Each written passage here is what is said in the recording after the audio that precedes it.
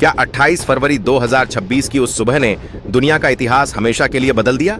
क्या अमेरिका और इजराइल की जोड़ी ने ईरान के सबसे बड़े रक्षक और उनके सर्वोच्च नेता अयातुल्ला अली खामनेई का सच में खात्मा कर दिया है? डोनाल्ड ट्रंप और बेंजामिन नेतन्याहू दावा कर रहे हैं कि उन्होंने अपने सबसे बड़े दुश्मन और एक बड़े शैतान को मौत के घाट उतार दिया है।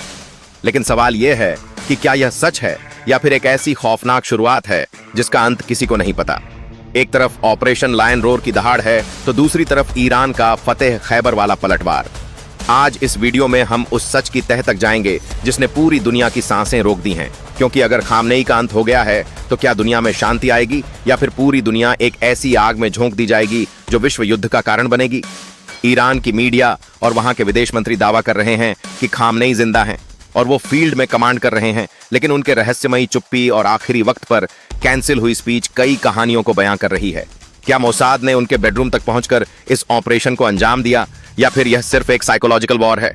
आज हम बात करेंगे उन 108 मासूम बच्चों की जो मीनाब के स्कूल में मारे गए। हम बात करेंगे उन 90 लाख भारतीयों की जिनकी जान इस जलती हुई खाड़ी में फंस गई है, और हम बात करेंगे उस गद्दार की जिसने शायद ईरान की पीठ में खंजर घोंपा है।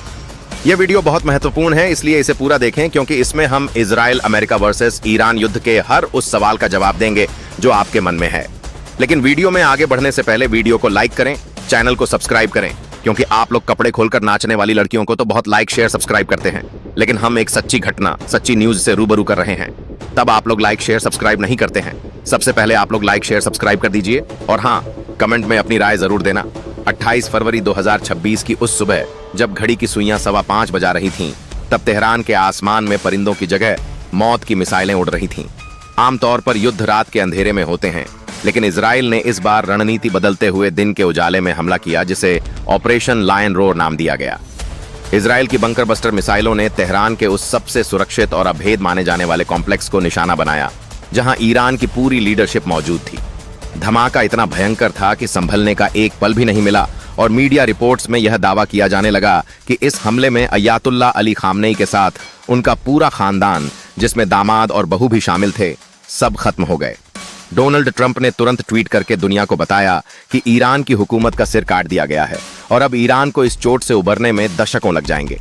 नेतन्याहू ने तो यहां तक दावा कर दिया कि उन्होंने खुद खामनेई की लाश की तस्वीरें देखी हैं। लेकिन सवाल यह उठता है कि क्या वाकई ईरान का वो किला ढह गया जिसे बचाने के लिए उसने अपनी पूरी ताकत झोंक रखी थी? ईरान के भीतर से आने वाली खबरें कुछ और ही संकेत दे रही हैं। वहां की जनता के बीच यह फैलाया जा रहा है कि उनके रहनुमा सुरक्षित हैं और वो बदला लेंगे, लेकिन हकीकत यह है कि उसी वक्त ईरान में इंटरनेट का ब्लैकआउट कर दिया गया और सूचनाओं का रास्ता बंद हो गया। विशेषज्ञों का मानना है कि मोसाद ने इस बार अपनी पुरानी तकनीक का इस्तेमाल किया है, जिसमें वो दुश्मन के सबसे करीबी घेरे में अपना जासूस बैठा देते हैं। क्या तेहरान के उस भरोसेमंद कमरे में कोई ऐसा शख्स था जिसने पल पल की लोकेशन इजराइल को दी? क्योंकि बिना सटीक जानकारी के इतनी बड़ी बैठक पर एक साथ हमला करना नामुमकिन था। इस हमले ने सिर्फ नेतृत्व को ही नहीं मारा, बल्कि ईरान के उन सपनों को भी चकनाचूर कर दिया जो वो परमाणु शक्ति बनने के लिए देख रहा था। इस ऑपरेशन के दौरान दक्षिणी ईरान के मीनाब शहर में जो हुआ, उसने पूरी दुनिया की आंखों में आंसू ला दिए, क्योंकि एक इजरायली मिसाइल ने सीधे एक स्कूल को निशाना बनाया जहां 40 मासूम छात्राएं और कुल 108 बच्चे मारे गए। उन बच्चों का कसूर क्या था जो अपनी किताबों और बैग के साथ मलबे में दबे मिले? क्या यह युद्ध केवल सत्ता की भूख है या फिर मासूमों के खून से लिखा जाने वाला एक काला अध्याय? ईरान के भीतर अब दो तरह की लहरें हैं। एक तरफ वो लोग हैं जो खामनेई के शासन से परेशान थे और सड़कों पर जश्न मना रहे हैं, तो दूसरी तरफ वो लोग हैं जो मासूमों के जनाजे देखकर महाजिहाद की कसमें खा रहे हैं। भारत के लिए भी यह घड़ी बहुत मुश्किल है, क्योंकि खाड़ी के देशों में रहने वाले 90 लाख भारतीयों के परिवार आज दिल्ली की तरफ देख रहे हैं। एयर इंडिया की उड़ानें रद्द हो चुकी हैं और मिडिल ईस्ट का आसमान अब नागरिक विमानों के लिए कब्रिस्तान बन चुका है। भारत सरकार ने ऑपरेशन सिंधु शुरू करने की तैयारी तो की है, लेकिन जब समंदर में युद्धपोत तैनात हों और आसमान से आग बरस रही हो, तो अपनों को सुरक्षित निकालना दुनिया का सबसे खतरनाक रेस्क्यू मिशन बन जाता है। इस पहले भाग में हमने देखा कि कैसे एक हमले ने ईरान की रीढ़ तोड़ दी और दुनिया को विश्व युद्ध के मुहाने पर खड़ा कर दिया। लेकिन कहानी अभी बाकी है, क्योंकि ईरान का पलटवार इससे भी ज्यादा खौफनाक होने वाला था। ईरान ने अपनी खामोशी को तोड़ते हुए जिस प्रतिशोध की शुरुआत की, उसे नाम दिया गया फतेह खैबर, और यह नाम ही दुनिया को डराने के लिए काफी था। क्योंकि इसका सीधा संबंध उस ऐतिहासिक जीत से है जिसे मुस्लिम जगत में बहुत बड़ा माना जाता है। ईरान के रिवॉल्यूशनरी गार्ड्स यानी IRGC ने जब प्रतिशोध का बटन दबाया तो एक साथ 400 से अधिक बैलिस्टिक मिसाइलें और घातक सुसाइड ड्रोन्स ने आसमान को काला कर दिया। ईरान का संदेश साफ था कि अगर हमारे घर में घुसकर हमला करोगे तो दुनिया का कोई भी कोना सुरक्षित नहीं रहने वाला। आधी रात का वक्त था जब ईरान की मिसाइलें सिर्फ इजराइल की तरफ नहीं बल्कि उन तमाम देशों की तरफ मुड़ गईं जहां अमेरिका के सैन्य अड्डे मौजूद हैं। दुबई इंटरनेशनल एयरपोर्ट, जो अपनी भव्यता के लिए जाना जाता है, वहां धमाकों की गूंज सुनाई दी और दुनिया के सबसे आलीशान शहर में खौफ का वो मंजर दिखा जो पहले कभी नहीं देखा गया था। लोग अपनी लग्जरी गाड़ियों और होटलों को छोड़कर अंडरग्राउंड पार्किंग लॉट में छिपने को मजबूर हो गए। बुर्ज खलीफा के ठीक बगल में एक मिसाइल गिरी और कई बड़े होटलों की खिड़कियां चकनाचूर हो गईं। ईरान ने बहरीन, कतर और संयुक्त अरब अमीरात जैसे देशों को निशाना बनाकर यह जता दिया कि जो भी अमेरिका का साथ देगा उसे भारी कीमत चुकानी होगी। ईरान के इस हमले ने शिया और सुन्नी देशों के बीच की उस खाई को और गहरा कर दिया जिसे पाटने की कोशिशें दशकों से चल रही थीं। ईरान ने आरोप लगाया कि ये सुन्नी देश अपने अड्डों से अमेरिकी विमानों को उड़ान भरने की इजाजत दे रहे हैं, इसलिए हमला अब उनके घरों में भी होगा। दुबई जैसे शहर में आज दहशत का माहौल है और वहां की बिजली व्यवस्था पर ईरान ने ऐसा साइबर अटैक किया कि पूरा शहर अंधेरे में डूब गया। लेकिन ईरान का यह पलटवार उसे भारी भी पड़ने लगा है, क्योंकि सऊदी अरब, जिसे ईरान अपना भाई कहता था, अब उसने भी इजराइल और अमेरिका के साथ मिलकर ईरान को सबक सिखाने की बात कही है। अबू धाबी में एक नागरिक की मौत ने खाड़ी के देशों को एक ऐसे मोड़ पर खड़ा कर दिया है जहां से सुलह की कोई गुंजाइश नहीं दिखती। तेहरान की सड़कों पर अजीब विरोधाभास दिख रहा है, जहां एक तरफ लोग अपने बच्चों की मौत पर छाती पीट रहे हैं तो वहीं कुछ हिस्सों में लोग दबी जुबान में खामनेई के अंत का जश्न भी मना रहे हैं। इजराइल में लोग सड़कों पर नाच रहे हैं क्योंकि उन्हें लगता है कि उनके सबसे बड़े दुश्मन का वजूद मिट चुका है। लेकिन यह खुशी कितनी लंबी होगी यह कोई नहीं जानता, क्योंकि ईरान के पास अब खोने के लिए कुछ नहीं बचा है। ईरान के रक्षा मंत्री अजीज और IRGC के कमांडर जनरल मोहम्मद पाकपुर की मौत ने ईरान की सेना को एक बार के लिए बिना सिर का धड़ बना दिया है। इजराइल का मानना था कि नेतृत्व खत्म होते ही सेना बिखर जाएगी, लेकिन हकीकत इसके उलट नजर आ रही है। ईरान में इन सेनापतियों की मौत को शहादत का दर्जा देकर जनता को एकजुट किया जा रहा है और अब यह युद्ध सैनिकों के बीच नहीं बल्कि आम जनता बनाम विदेशी ताकतों के बीच होता जा रहा है। डोनाल्ड ट्रंप ने जिस ईरान को अंदर से तोड़ने का सपना देखा था, शायद मासूमों के खून ने उस जनता को अपनी सरकार के पीछे चट्टान की तरह खड़ा कर दिया है। क्या ट्रंप और नेतन्याहू ने एक बड़ी गलती कर दी है? क्या उन्होंने शांति के नाम पर जो धोखा दिया उसने ईरान को और भी ज्यादा कट्टर बना दिया है?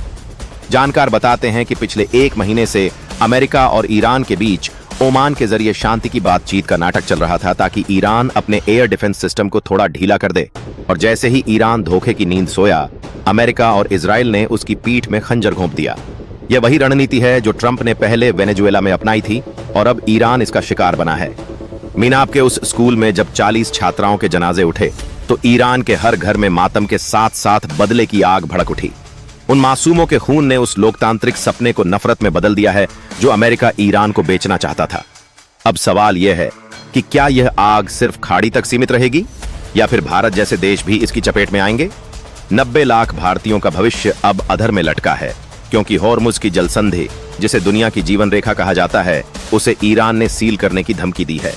अगर यह रास्ता बंद हुआ तो दुनिया की अर्थव्यवस्था ताश के पत्तों की तरह ढह जाएगी, क्योंकि हर रोज 2 करोड़ बैरल कच्चा तेल इसी रास्ते से गुजरता है।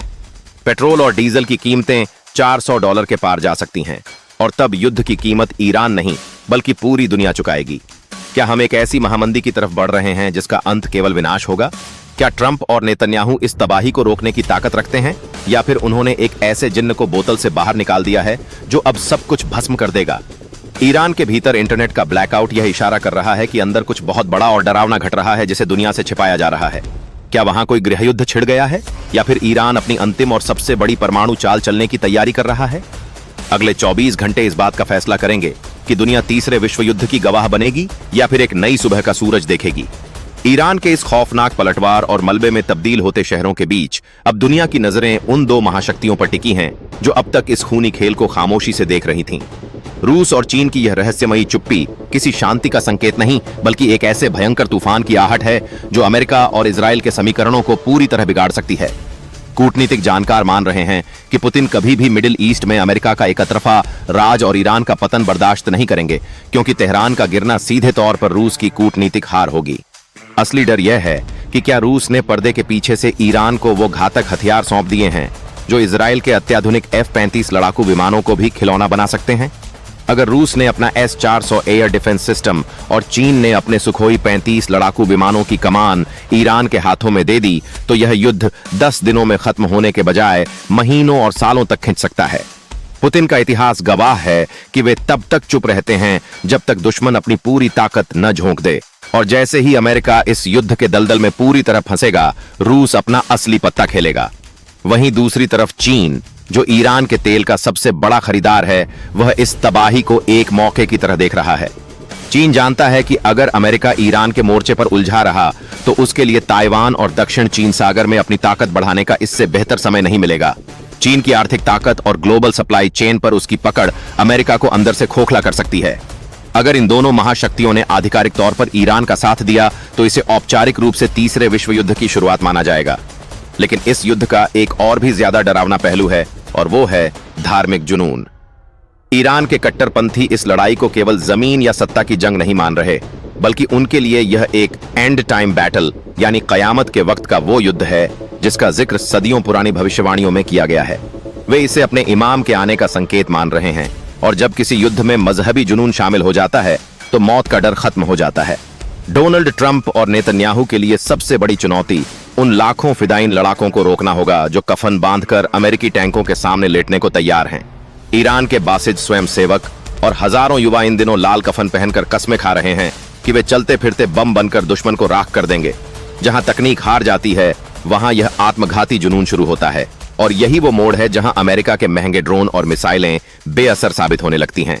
इसी बीच दुनिया की अर्थव्यवस्था पर भी मौत का वारंट लिखा जा रहा है, क्योंकि ईरान ने हॉर्मुज की जलसंधि पर अपनी मिसाइलें तैनात कर दी हैं। यह समुद्री रास्ता दुनिया की सांस लेने वाली नली है, और अगर यह सील हुआ तो भारत समेत पूरी दुनिया में महंगाई का वो तांडव होगा जिसकी कल्पना से भी रूह कांप जाती है।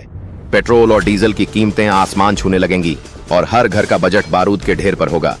ट्रंप भले ही खुद को विजेता घोषित कर दें, लेकिन अगर दुनिया महामंदी के दौर में चली गई तो उनकी यह जीत केवल राख के ढेर पर खड़ा होना होगा।